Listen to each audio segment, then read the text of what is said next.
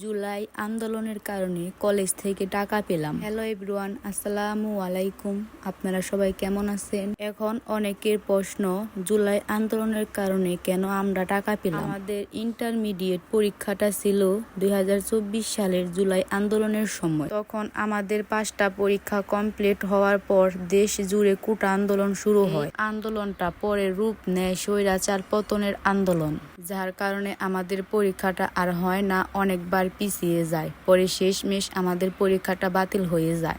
ইন্টারে আমাদের 5 সাবজেক্টের রেজাল্ট আর বাকি সব সাবজেক্টের রেজাল্ট এসএসসি থেকে নিয়ে আমাদের রেজাল্টটা তৈরি করা হয়। আলহামদুলিল্লাহ, আর আমি এই 5 সাবজেক্টের পরীক্ষায় পাশ করি। পরীক্ষার সময় যে রেজিস্ট্রেশন ফর্ম পূরণ করার জন্য টাকা দেওয়া হয়, মূলত সেইখান থেকে আমাদের 410 টাকা করে সব স্টুডেন্টদের দেওয়া হয়। আমাদের পরীক্ষার রেজাল্ট বের হয়েছে প্রায় 8 মাস হয়ে গেছে। অন্যান্য সব কলেজ থেকে এই টাকাটা দিয়ে দেওয়া হয়েছে বোর্ড থেকে নোটিশ দেওয়ার পরই, শুধু আমাদের কলেজেই বাদ ছিল।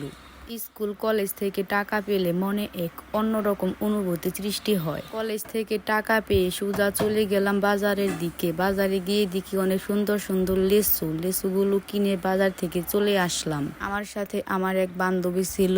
আমাদের প্রায় 10-11 মাস পর দেখা। আমাদের লাস্ট দেখা হয়েছিল পরীক্ষার সময়। আসলে বড় হলে সবার ব্যস্ততা বেড়ে যায়। বান্ধবীকে বিদায় জানিয়ে চলে আসলাম। সবাই ভালো থাকবেন, সুস্থ থাকবেন। দেখা হবে পরের কোনো ভিডিওতে। সবাইকে আসসালামু আলাইকুম।